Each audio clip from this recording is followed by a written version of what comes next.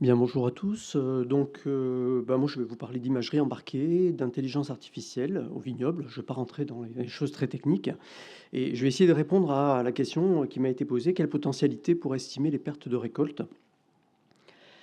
On est tous, confrontés, hein, aussi bien moi que vous, hein, à cette masse d'informations, de nouveautés autour du numérique. Hem, il y a on assiste à des avancées technologiques exponentielles, hein, dans ce secteur du numérique, y compris en agriculture, y compris en viticulture, dont je vais vous parler un petit peu plus, dans mon exposé. Alors, j'ai mis ici des mots que vous avez vus apparaître à un moment donné, alors numérique, machine learning, intelligence artificielle, robotique, traitement d'images, proxy détection, et cetera, j'en passe. Et donc la question qui m'a été posée par Marc, il y a quelque temps, c'est, oui, mais en matière assurantielle, que peut-on vraiment attendre pour, l'estimation de perte de récolte? Et j'avoue que quand il m'a posé la question, moi, ma première réaction, ça a été de dire: moi, je ne sais pas répondre à cette question-là». Et aujourd'hui, ça a pas vraiment changé, hein, j'ai toujours la même réponse. Donc moi, ce que je lui ai proposé, c'est de faire une petite intervention aujourd'hui pour dire, bah, déjà, je pourrais parler que pas de numérique forcément, de façon générale, mais, de de de ce qu'on fait en recherche au laboratoire, c'est-à-dire, vision artificielle, vision embarquée et intelligence artificielle pour utiliser ce gros mot. Parler de viticulture parce que c'est là-dessus qu'on a le plus de recul finalement en termes applicatifs. Voilà et puis surtout, faire un petit retour d'expérience, hein, plus que sur 2 sujets, hein, plutôt que essayer de vous apporter une réponse très générale, exhaustive sur le sujet, parce que je me garderai de faire ça.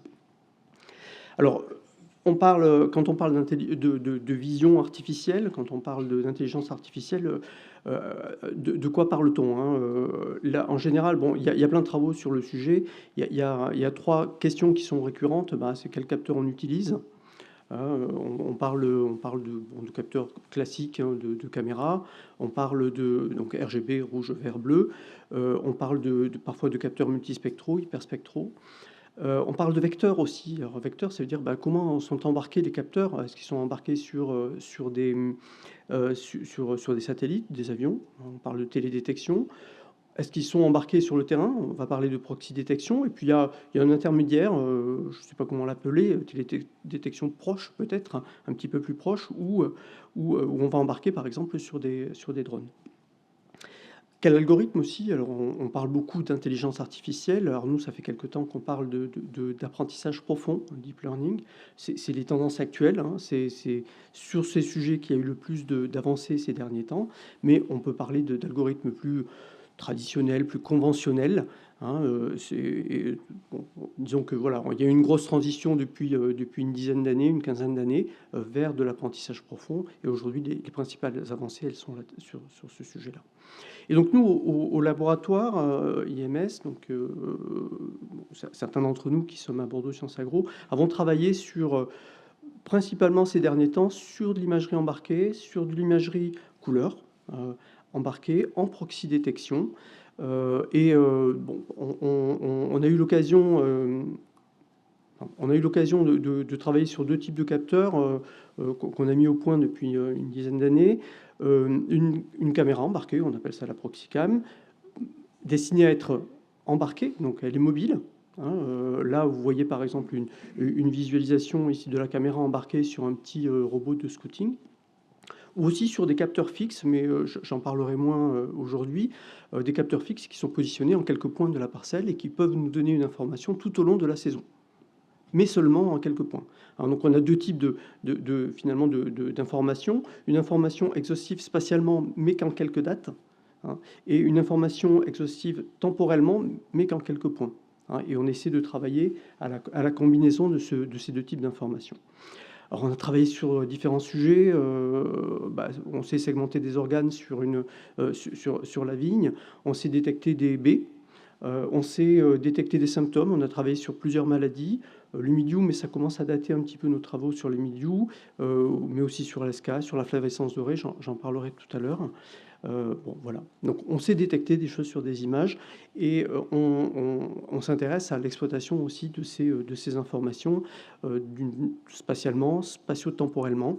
Bon, c'est des sujets qui nous occupent. Alors, je vais maintenant faire le focus sur deux sujets spécifiques qui peuvent nous intéresser aujourd'hui.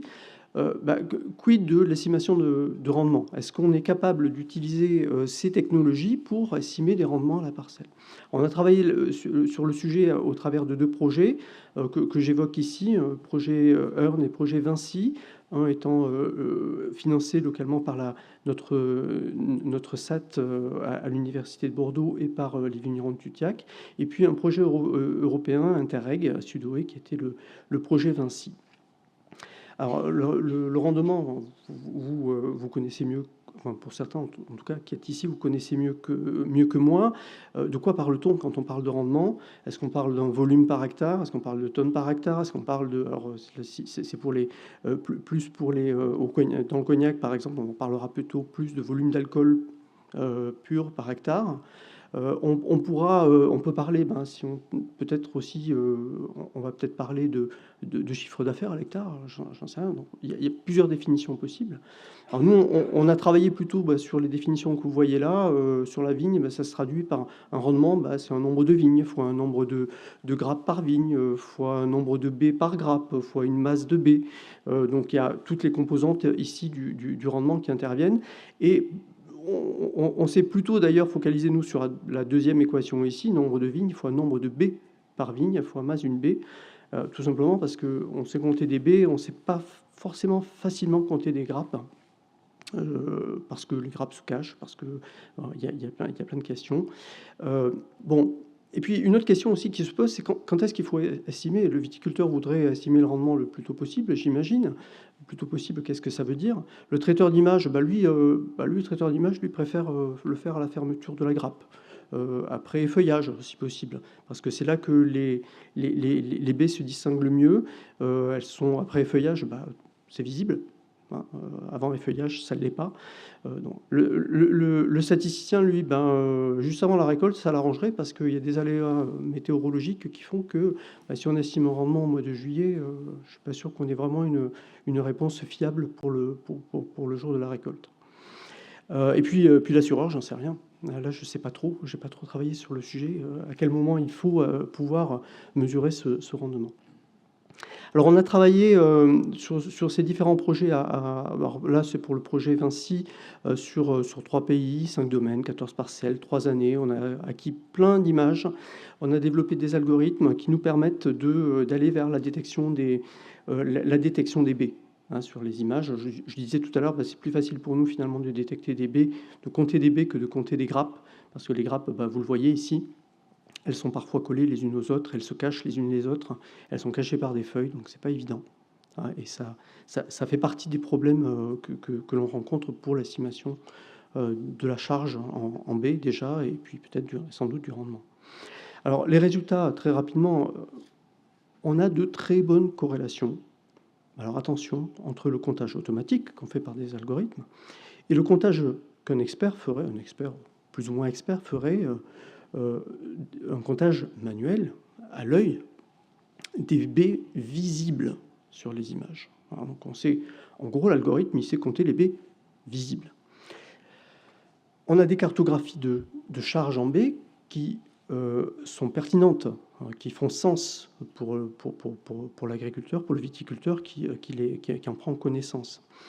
On voit ici deux exemples en Espagne, au Portugal. On a des corrélations également qui sont très instructives. Par exemple, alors là, je vous montre une image de un NDVI, donc un indice de végétation, obtenu par télédétection. Et je vous montre la cartographie de charge en baies. Vous voyez, donc, vigueur, charge en baies. Et là, on a l'impression qu'il n'y a pas vraiment de corrélation, en réalité. Mais je l'ai dit ici, c'est avant effeuillage. Avant effeuillage. Si on regarde par contre ce qui se passe, donc je vous remets NDVI, je vous montre après effeuillage. Donc en fait, on a effeuillé, donc les baies sont plus visibles. On essaie de les analyser par analyse, de les compter par analyse d'image. Mine de rien, y a un lien. Donc ça montre quand même, ça montre quand même une limite assez importante. C'est que c'est pas magique, hein. On voit ce qui est visible. Donc on sait compter ce qui est visible et pas ce qui est invisible. Et voilà, donc ça pose pas mal de questions. Alors très rapidement, en conclusion, ici de cette partie rendement, je dirais que on a des méthodes qui sont capables de créer des cartes qui font sens, qui permettent une approche qualitative de la charge en B sur une parcelle. C'est complémentaire sans doute aux cartes de vigueur ou à d'autres facteurs pour décrire une variabilité intraparcellaire, une variabilité d'un millésime par rapport à un autre.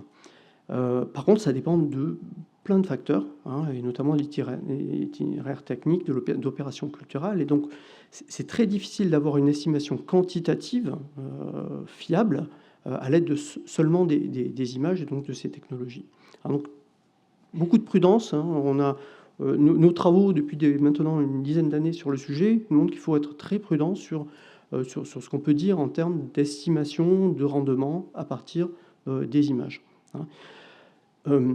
Aujourd'hui, il nous semble qu'un échantillonnage terrain semble nécessaire, hein, ça peut venir en complément. L'un peut guider l'autre, c'est-à-dire que l'imagerie peut-être guider des échantillonnages terrain. Il y a moyen de combiner les deux dans des approches, dans des approches combinées, mais voilà.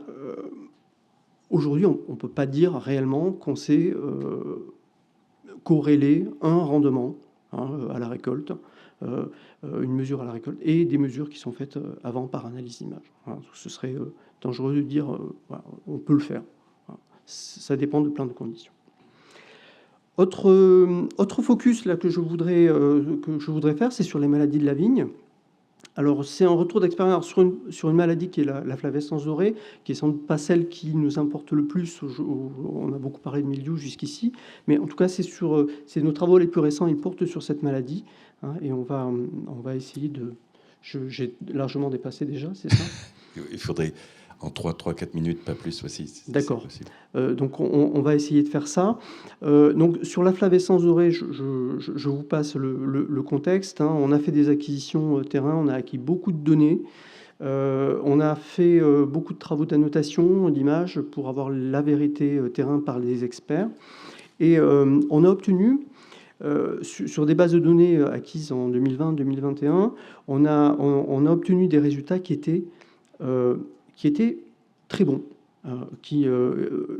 donc d'excellents résultats, des gains significatifs par les approches qu'on a pu développer. Enfin, voilà, des résultats. Alors, je vous mets des précisions, des rappels ici. C'est la capacité à retrouver des symptômes réels, et puis la fiabilité des symptômes qu'on a pu détecter. Alors, c'est pas les symptômes, c'est le diagnostic de la maladie. Et ce qu'on a, donc fort de ces résultats, sur les deux dernières années du projet, on a essayé d'élargir, de regarder beaucoup plus de cépages, beaucoup plus de contexte. Et alors, ce qu'il faut comprendre, c'est que les apprentissages ont été faits sur des données de 2020-2021, et on a testé à l'échelle de parcelles sur des données en 2022-2023. Et là, on a eu du très bon et du moins bon. Et très bon, en fait, quand on a remarqué que quand on appliquait les modèles finalement à des images sur lesquelles qu'on avait des symptômes, des formes de symptômes, des formes symptomatiques qui étaient apparues dans les bases d'apprentissage en 2020-2021, tout se passait bien. Hein, c'est les premiers résultats ici. Par contre, on a eu aussi des résultats catastrophiques, simplement catastrophiques. Pourquoi? Parce qu'on a rencontré en 2022-2023 des expressions de symptômes sur des cépages qu'on n'avait jamais vus, qui étaient très différents de ce qu'on avait pu voir auparavant. Donc, l'intelligence artificielle, elle est artificielle, elle n'est pas magique, c'est pas très intelligent, en fait, ça reproduit finalement ça sait reconnaître des choses qui ont déjà été rencontrées. Hein, donc attention là aussi sur les capacités à généraliser finalement tout ça. Donc j'en viens aux conclusions. Donc en termes de numérique, notamment de vision artificielle, d'intelligence artificielle, d'énormes avancées en quelques années en matière de capteurs, de robotique, d'algorithmique, pas de problème. C'est très actif actuellement.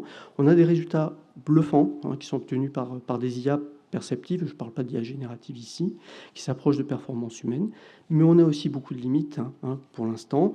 On ne peut voir que ce qui a été vu, que ce qui peut être vu, je vous l'ai déjà dit. On a des difficultés à généraliser, mais on y travaille. Donc, aujourd'hui, les recherches, elles se portent sur les questions de robustesse de l'IA, d'explicabilité. On essaie de faire intervenir, y compris dans des travaux au labo, des métadonnées, des informations complémentaires qui vont aider à prendre la décision. Voilà. On a de bonnes raisons d'espérer. C'est un domaine qui est quand même assez actif. On a des services en recherche et développement ou en cours de commercialisation qui sont proposés. Ici, je mets quelques exemples d'entreprises. On a de gros efforts de recherche aussi qui sont financés via des programmes tels que France 2030, BPI, les programmes européens, etc. Donc, il y a des travaux en cours. Mais aujourd'hui, si je dois revenir sur la question qui m'a été posée, ça reste difficile. Voilà. Merci Jean-Pierre.